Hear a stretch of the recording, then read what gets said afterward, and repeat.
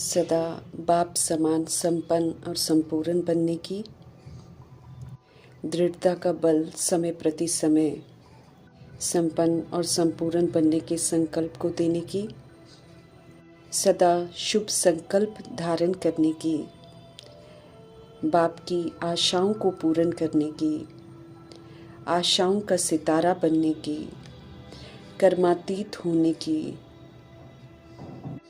कोई भी पुरुषार्थ को कल पर नहीं छोड़ने की, अब घर चलने की, भिन्न भिन्न आदि रत्नों के बोल का चिंतन करने की, उन्हीं की तरह कर्मातीत बनने की और घर चलने की, धुन लगाने की, सुंदर स्मृतियों को स्मृति में लाकर समर्थ आत्मा बनने की। अव्यक्त बाप दादा की हम आत्माओं के लिए आज की अव्यक्त मुरली से शिक्षाएं। हम सभी आत्माएं निराकार ज्योति बिंदु आत्माएं हैं, निराकार परमपिता परमात्मा की संतान हैं, निराकार धाम की रहने वाली हैं। ये हम आत्माओं का अस्तित्व है जो भिन्न भिन्न शरीर लेकर, भिन्न भिन्न धर्म, जाति, रूप, भाषा, राज्य, राष्ट्र का आधार लेकर भी मिट नहीं सकता है। ओरिजिनल में हम सभी सतोगुणी हैं। ये स्वरूप भी नहीं मिट सकता है, ये सिर्फ मर्ज हो जाता है खुद को भूलने से, जिसकी स्मृति फिर परमपिता परमात्मा हम आत्माओं को दिलाते हैं जब ड्रामा क्लोज होने वाला होता है और फिर से वापस घर जाने का समय आ जाता है। जैसे सतगुणी आत्मा निराकार धाम से आती है, ऐसे ही उसे लौटना होता है।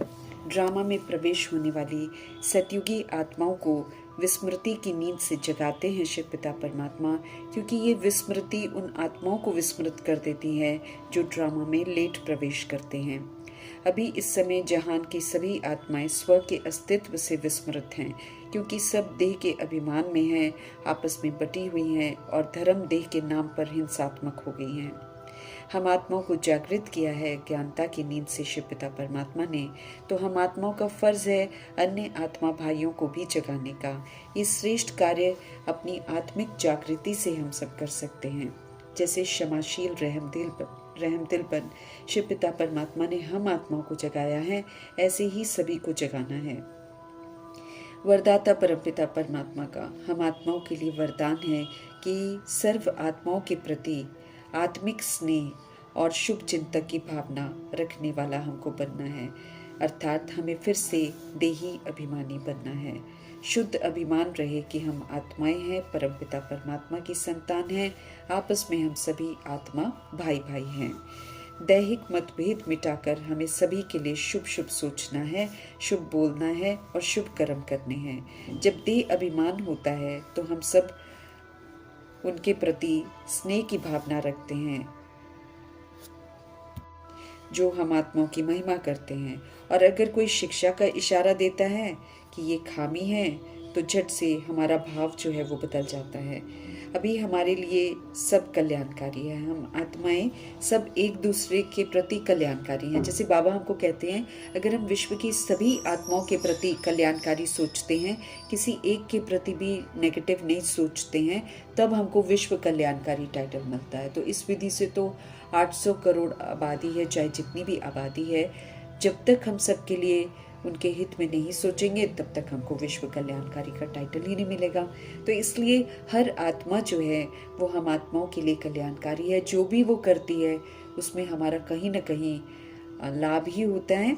इसलिए हमें परमपिता परमात्मा समझ देते हैं कि हमारे लिए चूँकि सब कुछ कल्याणकारी है, इसलिए अगर हमको किसी से कोई शिक्षा का इशारा मिलता भी है तो उस आत्मा के प्रति भी हमको धन्यवाद करना है मन ही मन, और ध्यान देकर अपने को करेक्ट करना है। जिस भी तरफ वो हम आत्माओं का ध्यान खिंचवाते हैं उस तरफ विशेष ध्यान देना है।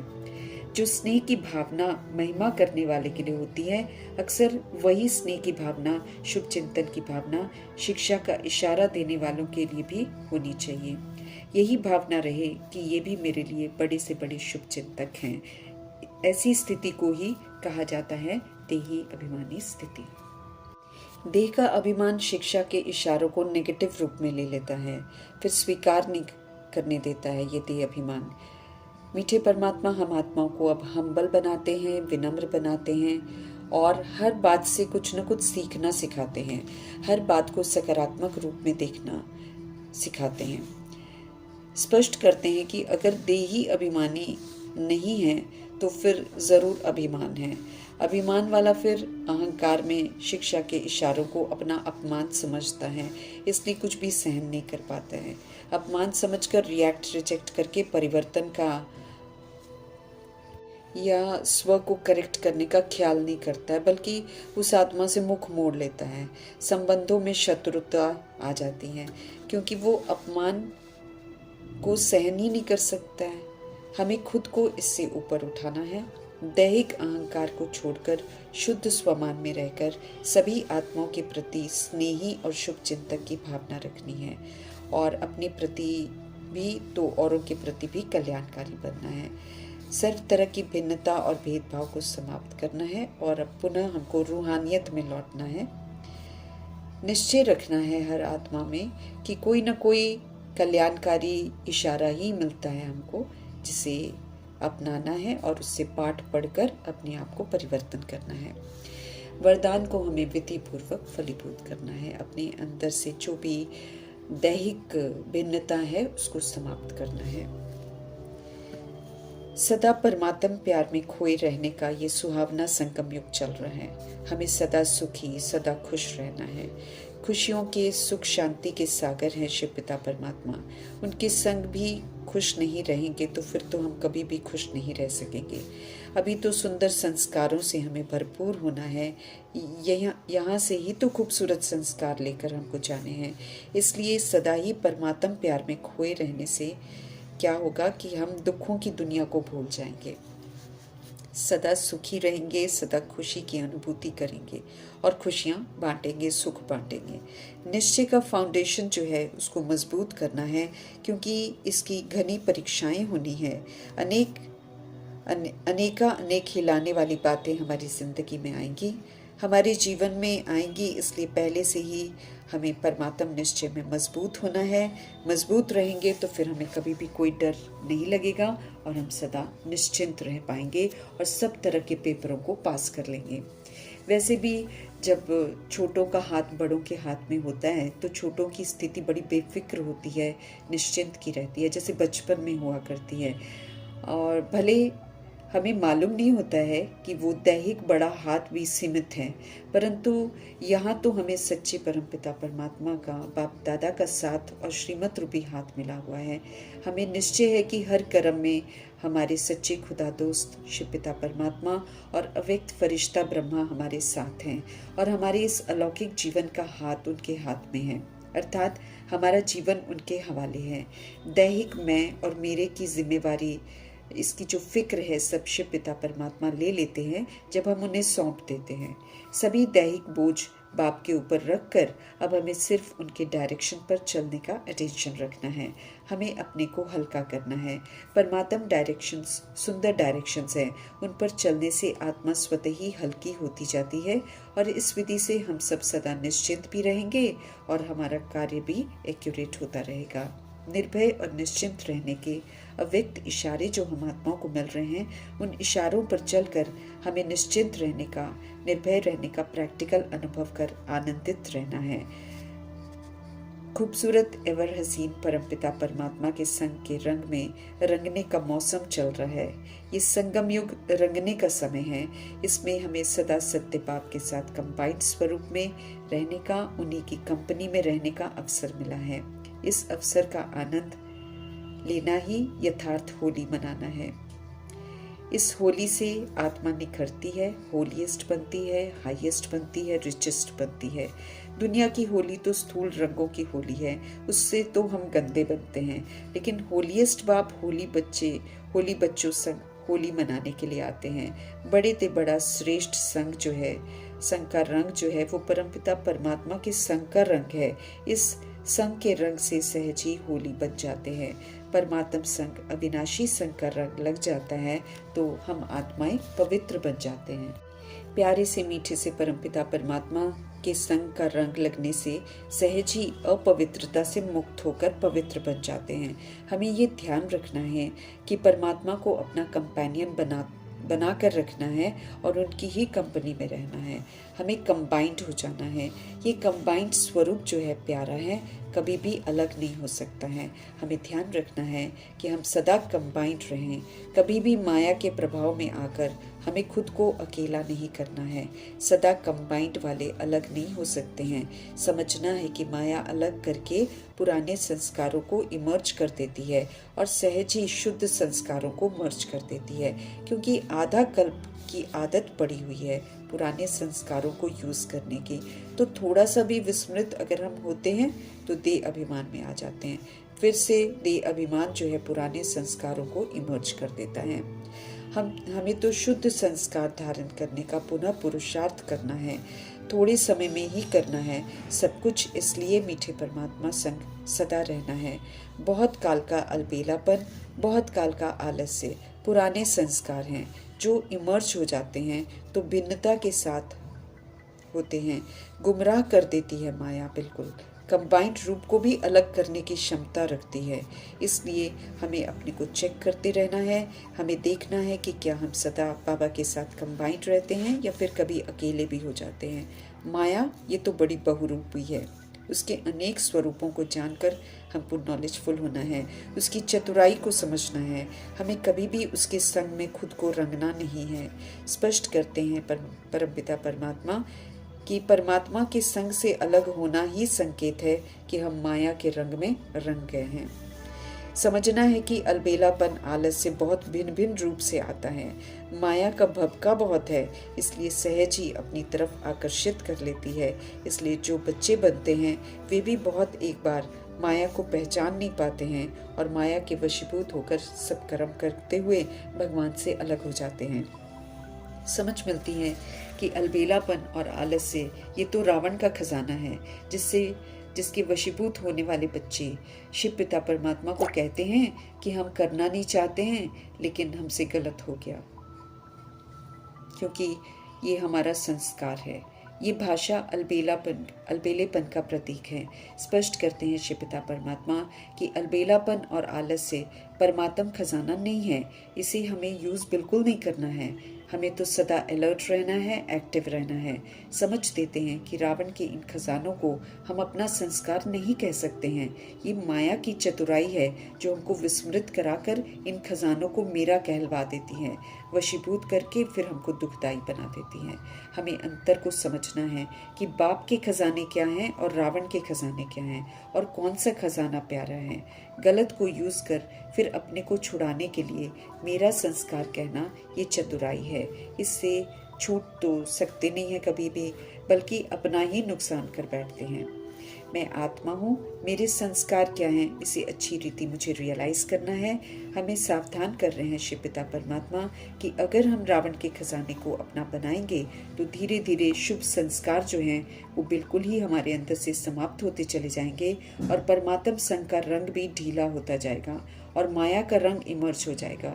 चलते चलते हमें अपने को ही चेक करना है कि हम पर कौन सा रंग चढ़ा हुआ है। परमात्म रंग चढ़ा रहे उसके लिए हमें पहले बुराइयों को योग अग्नि में भस्म करना है और परमात्म संग के रंग के साथ ज्ञान गुण शक्तियों के रंग में रंगते रहना है। उनके संग में रहेंगे तो सत्यता और दिव्यता से खूबसूरत होते जाएंगे। चेक करना है हम पर रूहानी रंग चढ़ा हुआ है। चढ़ गया है तो ये अविनाशी रंग है, अद्भुत है, सुकून पहुंचाने वाला है। फिर हम पर और कोई रंग चढ़ नहीं सकता है, बिल्कुल हम सेफ हो जाएंगे। परमात्म संग का रंग जो है उससे हम कितना होली बने हैं ये हमको खुद को चेक करना है। बाप जैसा होली और पवित्र हमें कोई बना नहीं सकता है। हमारी पवित्रता प्रभु के संग के रंग से आती है। परमात्मा के साथ कंबाइंड रहने का अनुभव सबसे न्यारा है, सबसे प्यारा है।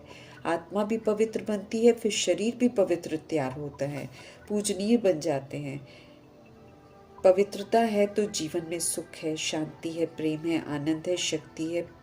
पवित्रता समझ सब है, क्योंकि पवित्रता के सभी बच्चे हैं। तो जहाँ जननी पवित्रता रहती है वहाँ उसके बच्चे तो होते ही हैं। अर्थात पवित्रता हमारे जीवन में है तो सुख, शांति, प्रेम, आनंद, शक्ति, समझ स्वतः ही रहते हैं। शिव पिता हम आत्माओं को इतना होली बनाते हैं कि होली बनने वाले के भक्ति में जड़ चित्र बनते हैं, जो फिर बड़े विधि पूर्वक पूजे जाते हैं और कलयुग के अंत तक पूजे जाते हैं। पवित्रता की विशेषता की वजह से ही पूजन होता है। पवित्र बनने वाली आत्माएं श्रीमत पर चलकर संगम युग में सभी को दुआएं ही देती रहती हैं। इसलिए लास्ट जन्म में भी जड़ चित्रों द्वारा भगत आत्माएं ब्लेसिंग्स मिल रही हैं ऐसा अनुभव करती हैं, सुख शांति का अनुभव करते हैं। सब पवित्रता को धारण करने की कमाल है। सच्ची होली परमात्म संग के रंग की होली है और कंबाइंड स्वरूप की यथार्थ होली है जो हमें मनानी है। ऐसी होली मनाने के लिए सबसे पहले जो बीत चुका है उसे लेट गो करना है, अर्थात पुराना जीवन, पुरानी बातें, पुराने संस्कार, पुराने व्यर्थ संकल्पों को हमेशा के लिए हमें भूल जाना है। वो सब विस्मृति का था, समझकर क्लोज कर देना है। हमें चेक करना है कि क्या हमने ऐसे क्लोज कर दिया है। कभी गलती से पुराने संस्कार फिर इमर्ज तो नहीं हो जाते हैं।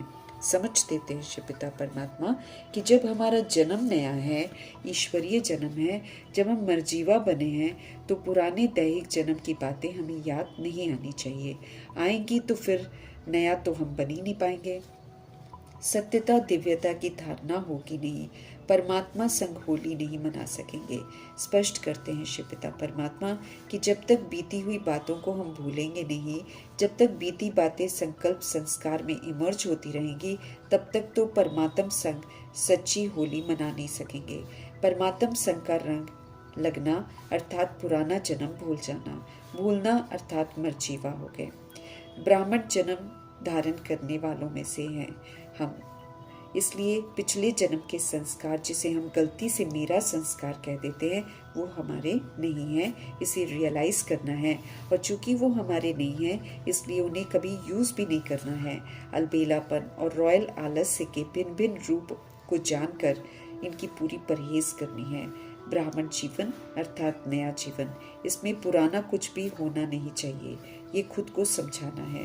होली मनानी है तो पुराने संस्कारों की होली योग अग्नि में जलानी है, तब परमात्मा के संग होली मना सकेंगे, तब प्रभु के संग के रंग का मजा ले सकेंगे। कंबाइंड रहने का अनुभव करना है। होलीएस्ट बाप ने हमारे ऊपर होली बनने का, पवित्र बनने का रंग लगाया है। अहो सौभाग्य है हमारा, तो उनके संग रहकर हमें पवित्र जरूर बनना है। आज ये होली हमको मनानी है कि विशेष कोई भी पुराने संस्कार को कभी भी हमें आने नहीं देना है। अब ये रॉयल चतुराई के शब्द नहीं बोलने हैं कि हम तो करना नहीं चाहते हैं लेकिन मेरे संस्कार ऐसे हैं इसलिए हमसे ऐसा हो गया। पुराने संस्कारों से हमें मजबूर नहीं होना है क्योंकि वो रावण के संस्कार हैं। सदा के लिए दृढ़ संकल्प की विधि से पुराने संस्कारों को समाप्त कर सच्ची होली मनाने की हिम्मत रखनी है हमें। जो बीत गया वो बीते जन्म की बात की तरह भूल जाना है। अब तो नया जन्म है, पुराना जन्म खत्म। मीठे मीठे परमपिता परमात्मा शिव के हम लाडले सिकिलदे बच्चे हैं, ये हमको याद रखना है, पक्का साथी बनना है। होली मनाने की होली मनानी है। रावण के संस्कार को मेरा कहने की गलती बिल्कुल नहीं करनी है। रावण का खजाना हम आत्माओं का दुश्मन है, शोक वाटिका में हम आत्माओं को कैद कर लेता है। रावण को अपना बनाएंगे तो हमें दिल खाता रहेगा और गलतियां करके माफ़ी मांगेंगे तो बाबा कहते हैं माफ़ी मिलेगी नहीं। गलत जब करते हैं तो कर्मा बन जाता है, फिर उसका फल, उसका परिणाम उसी समय तय हो जाता है जो कि हमको भुगतना ही पड़ेगा। माफ़ी मांगने से हम बच नहीं सकते हैं, इसलिए सोचने, बोलने, कर्म करने से पहले ही हमें सोचना है। पास्ट को पास्ट करने की प्रतिज्ञा करके उसको निभाना है। माया परीक्षा जरूर लेगी लेकिन हमें हार नहीं खानी है, माया जीत बनना है। प्रभु के संग में रहने का मजा लेना है, आनंदित रहना है, बाप के संग के रंग में, उनकी यादों में रहना है। होली हंस बनना है। राइट रॉन्ग क्या है समझना है, राइटियस के साथ रहने का निर्णय लेना है और अडिग रहना है। त्रिकालदर्शी की सीट पर सेट होकर तीनों कालों को देखते हुए, आदि मध्य अंत को बुद्धि में रखते हुए, सोचने, बोलने, कर्म करने से पहले उसके फायदे और नुकसान को बुद्धि में रख कर फिर कदम उठाना है, अर्थात फिर सोचना है, बोलना है, कर्म करना है। अब हमें चतुराई नहीं करनी है, काम नहीं चलाने हैं, कर्म का फल जरूर मिलेगा, इसलिए समझ से सब कुछ करना है। कोई बहानेबाजी नहीं चलनी है। बाप को रिझाने से कुछ नहीं होगा। गलती करेंगे तो बाप रहमदिल बिल्कुल नहीं बनेंगे, ना हमको क्षमा करेंगे। बाप की बातों को बाप को नहीं सुनाना है। उन्हें उनकी विशेषताएं और कर्तव्य सुनाकर उन्हें रहमदिली दिखाने की, क्षमा करने की बात नहीं करनी है। गलती हुई है तो महसूसता से सुनाकर फिर उसको हमेशा के लिए खत्म करना है। ऐसा नहीं कि गलती करते जाएं और फिर सुनाकर उन्हें सोचे कि बात खत्म हो जाएगी। दृढ़ संकल्प से स्व को परिवर्तन करके फिर गलती सुना सकते हैं। दोबारा फिर गलती नहीं करनी है, चतुराई नहीं करनी है कि समझ दे रहे हैं शिव पिता परमात्मा, जो करना है अभी करना है, करके दिखाएंगे, बनेंगे, ये तो नहीं चलेगा। तीव्र पुरुषार्थ करना है, हमें एवर रेडी बनना है, तब एवर रेडी बाप संग चल सकेंगे। गे करेंगे तो मीठे परमात्मा यकीन दिलाते हैं कि हम पीछे ही रह जाएंगे और फिर सजाएं भी बहुत खाएंगे। जब घर लौटने का समय आ गया है तो हमें अपने आप को करेक्ट कर एवर रेडी बनकर इज्जत से उनके संग वापस चलने के लिए तैयार होना है।